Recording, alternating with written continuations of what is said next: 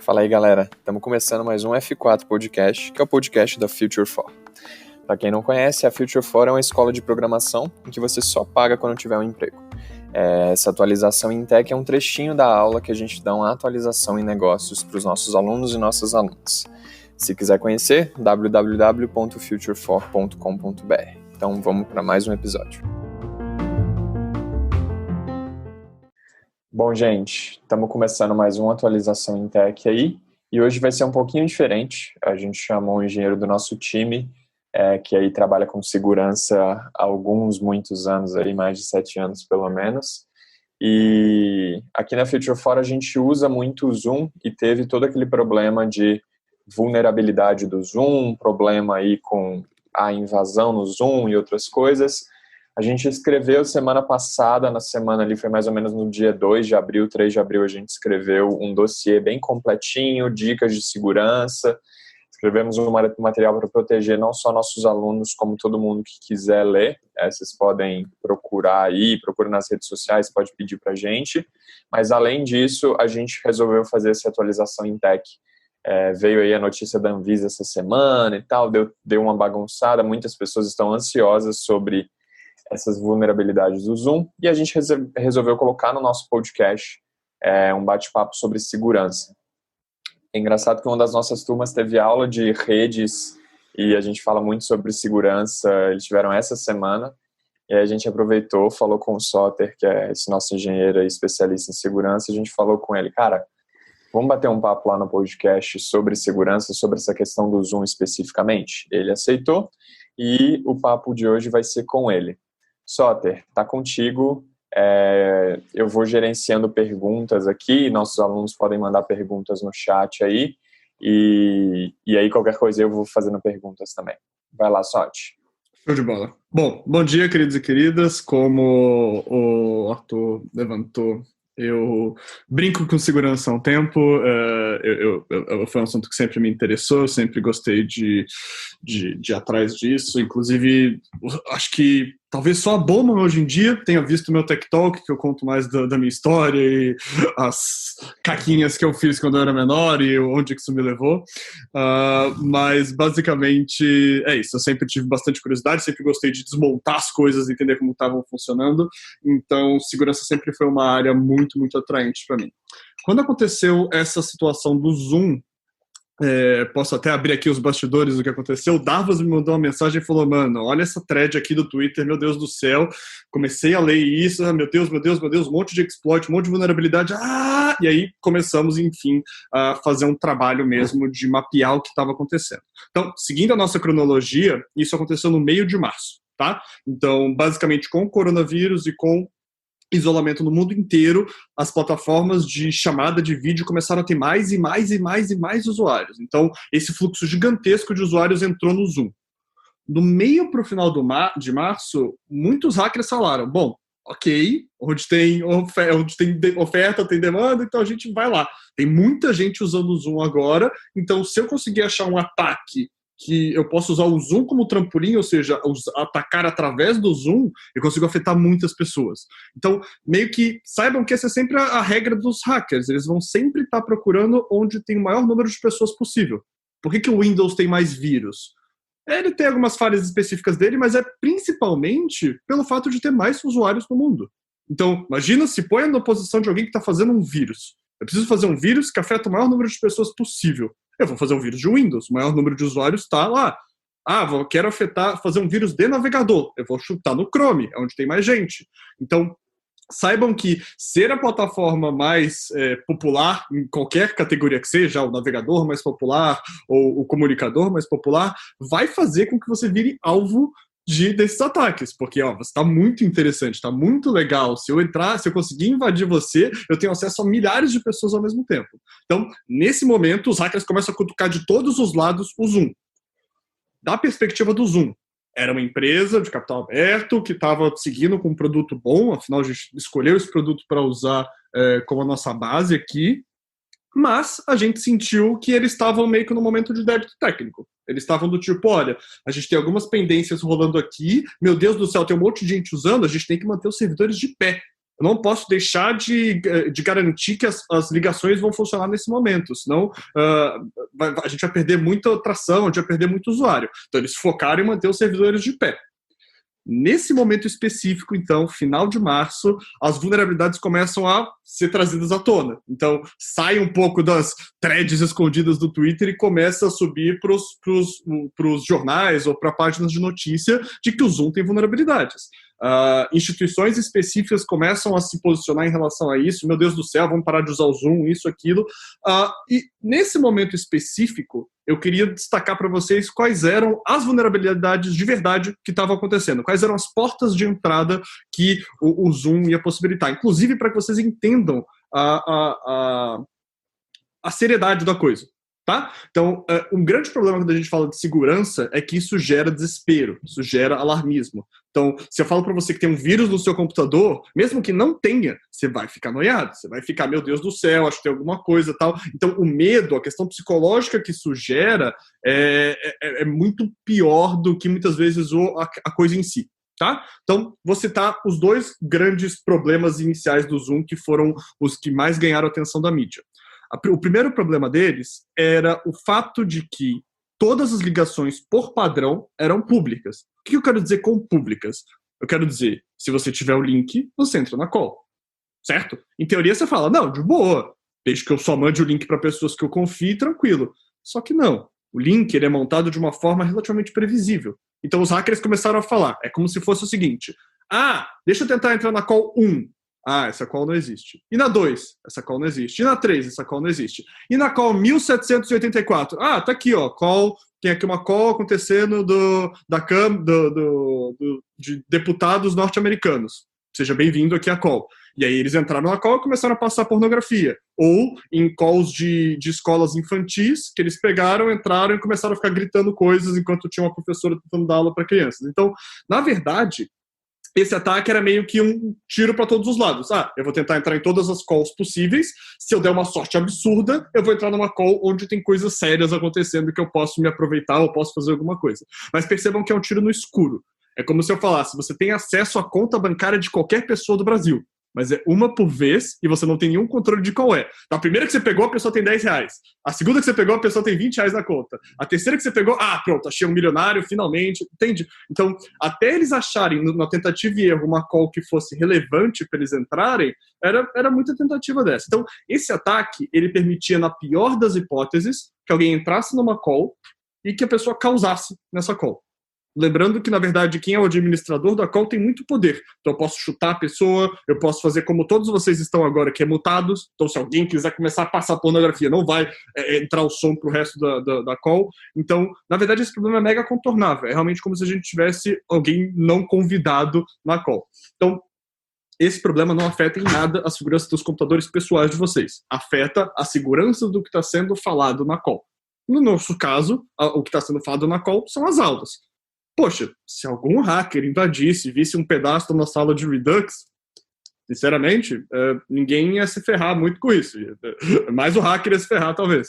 Então, na verdade, nesse sentido, a gente estava bem protegido em relação a esse ataque. Puxa, olha, os professores estão espertos, estão todos avisados, então se acontecer alguma coisa estranha, alguém entrar na call, a gente estava já ciente disso, mas a partir do momento que a gente teve essa notícia, começamos a gerar calls com URLs contendo a senha na URL. Então, para dificultar mais ainda esse tipo de ataque que chama força bruta. Eu vou tentar todas as possibilidades, eu vou eventualmente entrar numa call real que está acontecendo. Mais para frente, então, a gente descobriu umas outras coisas que eram um pouco mais delicadas. Então, por exemplo, o instalador de Zoom do Mac tinha... ele não é um vírus, ele não tinha um problema específico, mas ele se comportava de uma forma não muito ética, tá? Então, basicamente, o instalador do Zoom no Mac, em alguns momentos específicos, em algumas situações, fingia que ele era o sistema. Ele falava, o sistema precisa da sua senha. Porque se ele pede que o sistema precisa da sua senha, você tem mais chance de colocar. Não era para nenhum fim maléfico. É só uma estratégia de má fé mesmo. Entende? Ele poderia muito bem falar, olha, o Zoom precisa da sua senha para se instalar. Mas ao invés disso ele falava, o sistema precisa da sua senha para se instalar. Então, Isso confunde o usuário, isso faz o usuário achar que é mais sério, que ele tem que botar a senha mesmo. Então, era uma questão de má fé, e isso foi elevado à 18ª potência. De novo, pessoal, esse comportamento não é um vírus por si só. Ele está só tomando uma atitude que normalmente quem toma são vírus, que é tentar te enganar, tentar te fazer achar que é o sistema que está criando alguma coisa, quando na verdade é o Zoom. Minha teoria pessoal, isso me parece alguma exigência de produto. Alguém lá de dentro falou, a gente precisa diminuir o número de cliques para alguém entrar numa call do Zoom. Quanto menor o número de cliques que a pessoa tiver que dar, mais pessoas a gente vai ter usando o Zoom. Como é que a gente faz isso? Tem essa gambiarra aqui maliciosa, essa coisa estranha que a gente pode fazer que vírus fazem. Tá bom, vamos lá, acho que pode ser uma boa ideia. E fizeram isso. Há quanto tempo isso está assim? Não sei. Mas a partir do momento que foi colocado um holofote em cima do Zoom, o mundo inteiro olhando para ele, isso não pegou muito bem. Certo? Então, comecem a perceber por que essa situação é tão confusa. Porque, na verdade, ela envolve várias vulnerabilidades ao mesmo tempo e ela envolve coisas de níveis de seriedade diferentes. Só que isso tudo bagunçado, misturado em notícias que às vezes são sensacionalistas, confundem a gente, tá? Por fim, o último exploit que afetava mais especificamente o Windows era a forma como... Vocês já perceberam que quando a gente manda uma URL para vocês clicam nela, ele abre o navegador e o navegador abre o programa? Exatamente esse é o fluxo que sempre acontece? Exato. Descobriram que dava para se montar uma URL de uma forma maliciosa, que ao invés de abrir o Zoom, quando você entrava na URL, ele executava comandos na sua máquina. Tá? Então, isso foi descoberto no Windows, especificamente o comando que eles rodavam era entra no Windows, pega a senha e usuário e manda para esse lugar aqui, certo? Então, estavam usando links maliciosos que usavam o Zoom de trampolim. De novo, a culpa não é do Zoom, certo? Realmente o Zoom foi usado como um artífice aí no meio do caminho, ele foi usado como o trampolim. Tá todo mundo usando o Zoom, todo mundo confia no Zoom, então se eu mandar um link do Zoom, as pessoas vão clicar. O que a gente falou para vocês fazerem que mitigava esse problema? Não usem o Zoom fora da Future 4. Até a gente ter certeza de que ele está saudável, estava lá no documento que a gente passou para vocês, restringam o uso só Future 4. Por quê? Como é que você é afetado por esse ataque? Clicando num link malicioso do Zoom. Nós, da Future 4, não vamos mandar nenhum link malicioso do Zoom para vocês. Então, se vocês restringissem o uso só para Future, diminuiria violentamente as chances de vocês terem esse tipo de problema. Por fim, tem que sempre destacar por que as pessoas ficaram tão preocupadas. E isso meio que fecha ali o começo de abril. Por que as pessoas ficaram tão preocupadas? Porque o Zoom é um programa poderoso mesmo, pessoal. Todo mundo que já fez atendimentos mais profundos já percebeu que o Zoom tem uma funcionalidade, por exemplo, de além de eu estar vendo a sua câmera, além de eu estar ouvindo o seu microfone, eu estou vendo a sua tela e controlando a sua tela. Então perceba como é perigoso. Esse é um programa bem mais poderoso do que outros programas costumam ser. Né? Então ele tem todos esses privilégios que ele pode ter acesso à sua máquina em vários níveis diferentes, então isso gera um desespero, super gera um desespero, só que a gente foi pontuando, eu continuei estudando o Zoom no decorrer desse tempo, só vendo se tem algum comportamento esquisito, e então no começo de abril, no dia 1º de abril, o Zoom mandou uma mensagem, que a gente linkou na mensagem na mensagem que a gente mandou para vocês ontem. E essa mensagem deles estendia exatamente os problemas que eu falei agora e falando, consertamos esse. Ou seja, eles não só vieram ao público, admitiram, realmente temos esse problema, como, pronto, esses problemas estão todos consertados. Calls, hoje em dia, por padrão, começam com senha. O instalador do Zoom não tem mais esse comportamento malicioso de vírus. As URLs agora não tem mais essa forma de você injetar e permitir que um programa seja aberto. Então, eles basicamente taparam os buracos mais sérios e fizeram isso ridiculamente rápido. Tá? E aí a gente entra aqui meio que no capítulo final, que e essa coisa da Anvisa? Vocês perceberam quão confuso isso é? Certo, vocês perceberam que é um monte de informação diferente, um monte de detalhezinho que uma pessoa que não tem o domínio técnico talvez não fique claro isso. Então, vocês vão ver muitas instituições agora meio que meio lesadas, assim, depois de um tempo, sacando o que aconteceu, falando, eu não faço a menor ideia do que está acontecendo, então corta o Zoom. Certo? Olha, realmente, é uma forma de você se garantir, mas talvez ela seja um exagero nesse momento. O Zoom, ele é uma empresa que precisa de credibilidade, ele precisa garantir que as pessoas estejam confiando nele para poder continuar funcionando. Então, se eles não conquistam essa credibilidade, se eles perdem ela, assim, basicamente é do interesse completo e total da empresa corrigir esses pontos de segurança. Para a própria subsistência dela, para ela poder continuar existindo. Então, eu não vejo muito esse lado que é quase teoria da conspiração de tipo, não, eles estão de propósito botando vírus, tal. Não. No primeiro momento que eles tinham comportamentos estranhos, um monte de gente já pôs a boca no trombone e falou, meu Deus do céu, olha isso aqui, olha isso aqui. O mundo inteiro olhou para isso e eles, uma semana depois, já corrigiram. Eles também se comprometeram a falar, não vamos fazer nada novo. Eles estão fazendo uma coisa que a gente faz nas empresas, às vezes, em momentos de emergência, que é um freeze. Então, eles congelaram qualquer funcionalidade nova. Eles só estão cuidando de manter os servidores funcionando, a infraestrutura para milhões de pessoas e corrigir os problemas de segurança. Esse foi outro comprometimento que eles colocaram ali na mensagem ao público que eles mandaram no dia 1º de abril. Então, gente, esse é o panorama geral. Saibam que, então, desde o começo, a gente estava mapeando isso, a gente estava segurando isso, a gente estava entendendo melhor isso e tendo certeza de tudo que estava acontecendo antes de passar para vocês.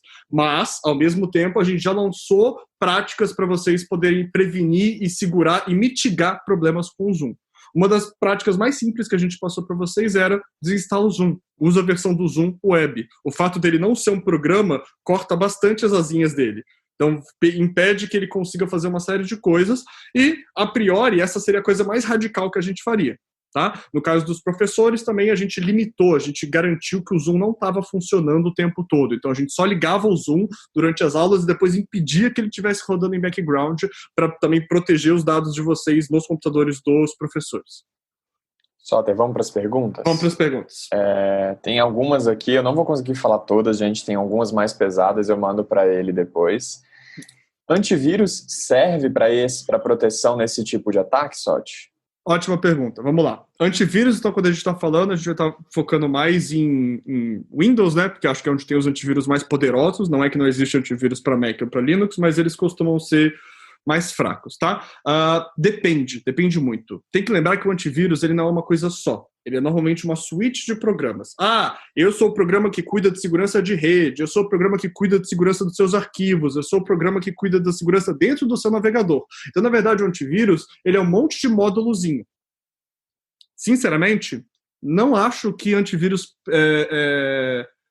impediria isso. Talvez ele te fizesse perceber mais rápido.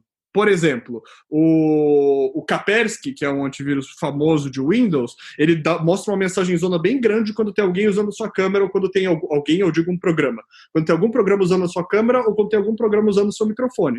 Se por acaso o seu computador fosse comprometido, o fato de você ter esse antivírus ia fazer você bater o olho e falar, não, beleza, tem alguém usando a minha câmera e eu não estou usando a minha câmera. Então isso é bem preocupante. Então, prevenir não, mas talvez ia te ajudar a enxergar isso mais rápido.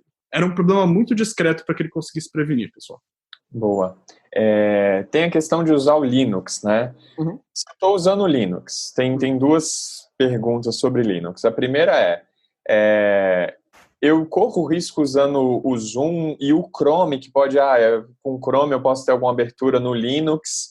Essa combinação aí, Linux, Zoom e Chrome, ela envolve algum risco, e o Linux utilizado em virtual machine, né, em uma máquina como se tivesse um modo remoto ali, o Linux te protege mesmo quando você está com Windows ali e uma virtual machine do Linux? Ótima pergunta, vamos lá. Então, por que o Linux saiu um pouco mais ileso nesse episódio? Porque o Linux é muito caótico. Tá? Então, basicamente, tem milhares de versões do Linux e cada versão do Linux tem as suas particularidades, o que fazem o vírus não funcionar nele. Tá? Então, pensa no Windows. O Windows tem o Windows 7, o Windows 8 e o Windows 10. São 3 versões. Do Windows 7 até hoje em dia, deve ter saído centenas de milhares de versões de Linux diferentes. Então, você fazer um vírus que consegue entrar no Linux e que consegue afetar todas as versões com uma eficácia de 100% é muito raro. As distribuições de Linux variam muito entre elas. Então, existe uma chance que, sem querer, você estava protegido. Tá? Então, de novo, eu volto naquela lógica. Quando eu faço um vírus, eu faço focando em afetar o maior número de pessoas possível. Certo? Então, a combinação Zoom e Chrome não acho que seria mais danosa do que qualquer outro navegador ou o Zoom, entende? Então, eu acho bem provável que alguém tivesse se dado o tempo e o trabalho de desenvolver um exploit, uma vulnerabilidade específica que afetasse Linux. De novo, eu vou gastar todo esse tempo e vou afetar 10% dos usuários, ou vou gastar todo esse tempo e vou afetar 80% dos usuários? Então, eu acho que realmente não houve um interesse em tentar acessar Linux através do Zoom. Inclusive, porque a maior parte dos computadores domésticos, que é onde o Zoom está rodando, não roda Linux. Tá? Em relação a uma máquina virtual, se usar uma máquina virtual, nossa, uma máquina virtual é um senhor isolamento. É normalmente, tipo, a gente fala que o santo graal da segurança de tecnologia é você conseguir invadir uma máquina virtual e da máquina virtual você pular para o pai. Então esse é um desafio que já está há anos aí, que ninguém consegue fazer a partir de uma máquina virtual, invadir o host. Então, sim, ele daria proteção a, por exemplo, os seus arquivos. Mas se você tiver dado acesso para a máquina virtual, a sua webcam e ao seu microfone, enquanto o Zoom estiver rodando dentro dela, talvez ele possa acessar indiscriminadamente. Então, é uma proteção, mas não é uma bala de prata. Tá? Eu vou fazer uma última pergunta aqui, porque o nosso tempo senão vai atrapalhar muitos horários de todo mundo. Uhum. O Zoom no celular, o mobile, ele estava comprometido também? Ele pode ser uma saída para quem está querendo se proteger aí, quem ainda não está com coragem de instalar no computador e quer fazer calls com familiares e tudo mais? Ótima pergunta, ótima pergunta. Eu, inclusive, tenho uma call com familiares hoje no Zoom, gente. Então, saibam que é isso. Tipo, ele vai ser muito cômodo, vai ser muito prático de usar. Vamos lá. As lojas de aplicativo, tanto iOS quanto Android, são muito, mas muito mais exigentes com aplicativos do que... por exemplo, para você lançar um programa de computador, seja Windows, seja Mac, seja Linux, a barra que você tem que cobrir é muito mais baixa do que quando você vai lançar um aplicativo de celular. Tá? Então, a Apple tem um mecanismo de verificação de aplicativos, a Google tem uma coisa de verificar o aplicativo. Então, eu confiaria de que sim, o aplicativo mobile vai estar mais seguro, porque ele teve que passar por um crivo mais sério de segurança para poder entrar na loja. Tá? As lojas de aplicativo mobile levam muito mais a sério esse tipo de segurança, porque também é uma plataforma que está tentando ser atacada o tempo inteiro. Então, a forma que eles acharam para garantir uma segurança maior é falar, olha, se for entrar aqui, se for entrar na loja da Google, tem que ter isso, tem que ter isso, tem que ter isso. Eles analisam internamente o código dos aplicativos, não 100%, mas eles fazem uma análise superficial para ver se tem algum tipo de comportamento malicioso. Então, só para fechar o argumento, esse comportamento malicioso que o instalador do Zoom tinha no Mac jamais teria passado na loja do Android e jamais teria passado na loja do iOS. Tá? Então percebam que algo pode chegar no Mac porque não tem um crivo, mas não chegaria no Android e no iOS. Então sim, com certeza vai ser mais seguro vocês usarem o aplicativo mobile. Seria Legal. Se o Zoom não tivesse corrigido os problemas. Legal, aí fechando, né, então temos o entendimento aí que Zoom pelo celular está super seguro aí, tem os crivos aí das lojas, o Zoom já corrigiu, então, maior parte das suas vulnerabilidades, se não todas as vulnerabilidades, eles responderam muito rápido, eles estão com um time focado para isso, então fiquem bem tranquilos. Se ainda tiver um medo, usa pelo celular ou usa pelo navegador, que te protege. E aí, um ponto só, quais são as alternativas aí? Você acha que vale a pena, sei lá, vamos usar então Hangouts, vamos usar alguma outra? Essas outras não têm tanta fragilidade quanto... comparando aí, por que a gente não vai usar um Hangouts em vez do Zoom? Por que a gente não vai usar o Microsoft Teams? Ótima pergunta, vamos lá. Qualquer plataforma é válida se ela fizer o que você precisa, pessoal. Por que a gente usa o Zoom aqui na Future 4? Porque o Zoom nos dá estabilidade com calls gigantescas. Então, eu acho difícil que vocês encontrem um outro programa que mantenha uma call estável como essa com 86 participantes. Então, essa é uma das grandes vantagens do Zoom. Eles têm servidores muito bons que aguentam muita gente na mesma call ao mesmo tempo. Mas esse é o nosso caso de uso. A gente precisa ter 25 pessoas numa call. Se vocês realmente, eu quero conversar com amigos, encontrar com familiares, tem milhares de outras alternativas no mercado. Todas elas prestam muito. Microsoft Teams, super legal. Google Hangout, super legal. Discord, super legal. Todas empresas que levam bastante a sério a segurança e que, na verdade, não tiveram nenhum problema, nada que tenha subido à tona, meu Deus do céu, problema de segurança em relação a isso. Eu vou até botar uma cereja do bolo aqui, porque eu acho que é importante, que é, gente, programas têm vulnerabilidades. Hoje é o Zoom. mas ano passado foi o Chrome, ano retrasado foi o Firefox. Durante todo esse tempo, o Windows teve também vários problemas de segurança. Então, ter problemas de segurança faz parte do ciclo de vida de um programa. O que diferencia é o quão rápido a empresa assume. Então, cara, é muito doloroso para uma empresa botar a cara a tapa e falar, realmente temos problemas. Esses são os problemas, e foi assim que nossos usuários foram afetados. Quando você vê esse tipo de transparência das empresas, você finalmente consegue olhar e falar, puxa, que legal. É uma situação difícil, não é tranquilo resolver isso, não é fácil passar pelo que eles estão passando, mas eles estão fazendo o melhor que eles podem, que é ser transparente. Então, sempre que vocês virem segurança e as empresas sendo transparentes, a coisa está indo no melhor caminho que poderia ir. Mas não tenham medo porque simplesmente o programa teve uma falha de segurança. Se a gente fosse seguir essa lógica, nenhum de vocês jamais encostaria no Windows, porque o Windows teve centenas de milhares de falhas de segurança desde o Windows XP.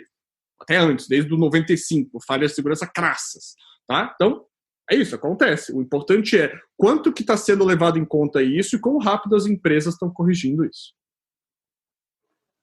Beleza? Bom, gente, é isso. Eu espero que vocês tenham gostado. Agradecemos ao SOT aí. Outras perguntas, criptografia, outras coisas, manda direto pra gente, manda direto pro SOT aí, que ele pode brincar com vocês, mas seriam muito profundas pra gente ficar discutindo aqui.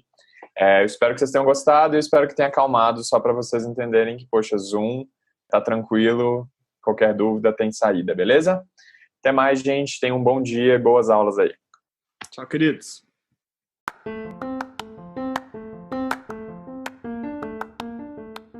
Bom, pessoal, esse foi mais um episódio aí do F4 Podcast. Não deixe de divulgar para outras pessoas. Um jeito de divulgar legal é compartilhar no Stories do Instagram, porque permite clicar para ouvir o podcast direto pelo Stories. Então é um jeito legal de divulgar essa mensagem. Falando em Instagram, não deixe de seguir a gente no Instagram também, future4.br no Instagram. Lá vocês encontram depoimentos e muito mais informações da gente. Outras informações também no nosso site, www.future4.com.br. Se você conhece alguém, indica, porque o nosso foco é em empregabilidade, colocar a gente no mercado de trabalho. Nosso modelo ele é bem diferenciado, é online, só que ao vivo, então é bem intensivo, com as pessoas podendo perguntar, tirar dúvida.